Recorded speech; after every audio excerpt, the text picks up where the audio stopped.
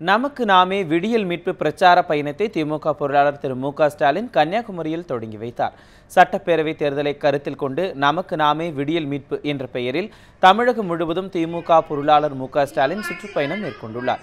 கன்னியாகுமரி மாவட்டம் ஆரல் வாய்மொழியில் நேற்று நடைபெற்ற கூட்டத்தில் நமக்கு நாமே விடியல் மீட்பு பயணத்தின் சின்னத்தை அறிமுகப்படுத்தி வைத்தார். இதையடுத்து கன்னியாகுமரியில் உள்ள திருவள்ளுவர் சிலைக்கு இன்று மரியாதை செலுத்தினார்.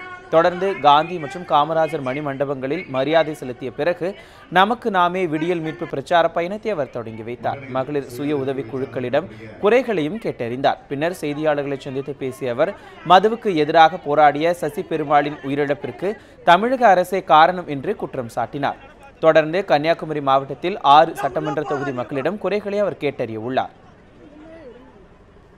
இதே கன்னியாகுமரி மாவட்டத்தில் சசி பெருமாள் என்கிற ஒரு பெரிய தியாகி வந்து இறந்து போனார். எப்படி இறந்தாரு? ஒரு டவர், செல்போன் டவர், அதுல ஏறி ஒரு போராட்டம். அப்போ காவல்துறை அரசாங்க அதிகாரி என்ன செஞ்சிருக்கணும்? அவரை போய் காப்பாத்தி இருக்கணும். அவரை கொஞ்சம் போய் கன்வின்ஸ் பண்ணி அவரை சமாதானப்படுத்தி அவரை காப்பாற்றி இருக்கலாம். ஆனா வேடிக்கை பார்த்தாங்க. அதனால அவர் அங்கேயே இறந்து போகக்கூடிய ஒரு சூழ்நிலை ஏற்பட்டுச்சு. ஆக இது அவர் செஞ்சது தற்கொலை என்று கூட சொல்லக்கூடாது, ஒரு கொலை தான் அது உண்மை, நீங்க மறந்துடக்கூடாது.